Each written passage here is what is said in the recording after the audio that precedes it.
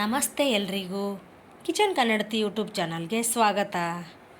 ಇವತ್ತು ನಾವು ಉತ್ತರ ಕರ್ನಾಟಕ ಸ್ಪೆಷಲ್ ಜೋಳದ ರೊಟ್ಟಿ ಹೇಗೆ ಮನೇಲಿ ಸುಲಭವಾಗಿ ಮಾಡೋದು ಅಂತ ನೋಡೋಣ. ಅದು ಮಾಡೋಕ್ಕೆ ನಾನು ಸ್ವಲ್ಪ ಹಿಟ್ಟು ತೊಗೊಂಡಿದ್ದೀನಿ, ಒಂದು 8ರಿಂದ 10 ರೊಟ್ಟಿ ಆಗೋಷ್ಟು. ಮತ್ತು ಸ್ವಲ್ಪ ನೀರನ್ನ, ಒಂದು ಕಾಫಿ ಲೋಟದಷ್ಟು ನೀರನ್ನ ಬಿಸಿಗಿಟ್ಟಿದ್ದೆ. ಅದು ಚೆನ್ನಾಗಿ ಕುದಿಬೇಕು, ನೀರು ಜಿಗಿ ಹಾಕ್ಕೊಳ್ಳೋಕ್ಕೆ ರೊಟ್ಟಿಗೆ. ಆಗ ನೀರು ಕುದೀತಾ ಇತ್ತು. ಅದನ್ನ ಜೋಳದ ಹಿಟ್ಟಲ್ಲಿ ಹಾಕ್ಕೊಂಡು ಒಂದು ಸ್ವಲ್ಪ ಸ್ಪೂನ್ ತೊಗೊಂಡು ಚೆನ್ನಾಗಿ ಮಿಕ್ಸ್ ಮಾಡಬೇಕು. ಸಿಕ್ಕಾಪಟ್ಟೆ ಬಿಸಿ ಇರುತ್ತಲ್ಲ ನೀರು, ಸೊ ಕೈಯಿಂದ ಕಲಸೋಕ್ಕಾಗಲ್ಲ. ಹಾಗೆ ನಾನೇನು ಮಾಡ್ತೀನಿ, ಫಸ್ಟು ಆ ಜಿಗಿನ ಸ್ಪೂನಲ್ಲಿ ಫಸ್ಟು ಮಿಕ್ಸ್ ಮಾಡಿಬಿಡ್ತೀನಿ ಹಿಟ್ಟಲ್ಲಿ. ಮಿಕ್ಸ್ ಮಾಡಿ ಇಮಿಡಿಯೇಟ್ ಕಲಿಸ್ಕೊಂಡು ಮಾಡೋರು ಮಾಡ್ತಾರೆ, ಬಿಸಿ ತಡೆಯೋರು.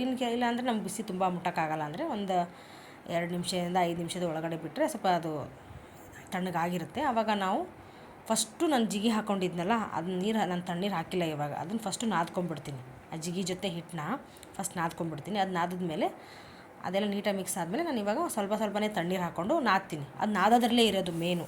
ರೊಟ್ಟಿ ಹರಿಯಲ್ಲ ಮತ್ತು ಟೇಸ್ಟಿಯಾಗಿ ಬರಬೇಕು ಅಂದರೆ ಹಿಟ್ಟನ್ನ ಚೆನ್ನಾಗಿ ಒತ್ತಿ ನಾದಬೇಕು. ಇವಾಗ ಯಾವುದೇ ಆಗಲಿ, ಗೋಧಿ ಹಿಟ್ಟಾಗಲಿ ಜೋಳದ ಹಿಟ್ಟಾಗಲಿ ಯಾವುದೇ ಆಗಲಿ, ನಾದೋದ್ರಲ್ಲೇ ಇರೋದು ನೀಟಾಗಿ ಬರುತ್ತೆ. ಹೀಗಾಗಿ ನಾನು ಸ್ವಲ್ಪನೇ ನೀರು ಹಚ್ಕೊಂಡು ಚೆನ್ನಾಗಿ ನಾದ್ಕೋತಿದ್ದೀನಿ. ನಮ್ಮದು ಎಷ್ಟು ಶಕ್ತಿ ಇರುತ್ತೋ ಅಷ್ಟು ಶಕ್ತಿ ಹಾಕಿ ನಾದೋದ್ರೂ ಚೆನ್ನಾಗಿರುತ್ತೆ ರೊಟ್ಟಿ. ಮೇನ್ ಅದು ನಾದೋದ್ರಲ್ಲೇ ಇರೋದು. ಇವಾಗ ಸ್ವಲ್ಪ ನೀರು ಹಚ್ಕೊಂಡು ನಾದಿದ್ದೆ, ರೆಡಿ ಆಗಿದೆ. ಇವಾಗ ಆಲ್ಮೋಸ್ಟ್ ರೆಡಿ ಆಗಿದೆ. ಇವಾಗ ನಾನು ಸ್ವಲ್ಪ ಎತ್ತಿಟ್ಕೊಂಡು ಇವಾಗ ರೊಟ್ಟಿಗೆ ಎಷ್ಟು ಬೇಕೋ ಅಷ್ಟೇ ತೊಗೊಂಡು ಸ್ವಲ್ಪ ನೀರು ಹಚ್ಕೊಂಡು ಕಲಿಸ್ಕೊತಿದ್ದೀನಿ ಅಷ್ಟೇ. ದೊಡ್ಡದು ಸ್ವಲ್ಪ ಜಾಸ್ತಿ ಹಿಟ್ಟು ತೊಗೊಂಡು ದೊಡ್ಡ ರೊಟ್ಟಿ ಆಗುತ್ತೆ, ಸ್ವಲ್ಪ ಹಿಟ್ಟು ತೊಗೊಂಡ್ರೆ ಚಿಕ್ಕ ರೊಟ್ಟಿ. ನಾನೇನು ಮಾಡ್ತೀನಿ ಅಷ್ಟೇ, ಒಂದು ಮೀಡಿಯಮ್ ಸೈಜ್ ರೊಟ್ಟಿ ಮಾಡ್ಕೊಳ್ಳೋಕ್ಕೆ. ಇವಾಗ ಒಣ ಹಿಟ್ಟು ತೊಗೋತೀನಿ. ಒಣ ಜೋಳದ ಹಿಟ್ಟನ್ನ ಕೆಳಗಡೆ ಹಾಕ್ಕೊಂಡು ನಿಧಾನಕ್ಕೆ ತಟ್ಟಬೇಕು. ಫಸ್ಟು ನಾವು ಫಿಂಗರಿಂದ ತಟ್ಟಬೇಕು, ಚಿಕ್ಕದಿರುತ್ತಲ್ಲ ಹಾಗೆ ಫಿಂಗರಿಂದ ತಟ್ತಾ ಅದನ್ನು ಮೂವ್ ಮಾಡ್ಬೇಕು. ಹಾಗೇ ಒಂದೇ ಕಡೆ ಇಟ್ಟು ಜೋರಾಗಿ ತಟ್ಟಿದ್ರೆ ಅಲ್ಲೇ ಅಂಟಿಸ್ಕೊಂಡ್ಬಿಡುತ್ತೆ ಅದು.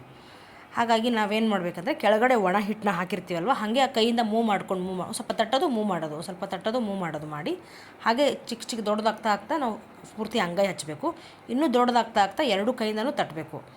ಹಾಗೆ ಮೂವೂ ಮಾಡಬೇಕು. ಸುಮ್ಮನೆ ಒಂದೇ ಕಡೆಯಿಂದ ಜೋರಾಗಿ ಪ್ರೆಸ್ ಹಾಕಿ ತಟ್ಟಿದ್ರೆ ಅಲ್ಲೇ ಅಂಟಿಸ್ಕೊಂಡ್ಬಿಡುತ್ತೆ.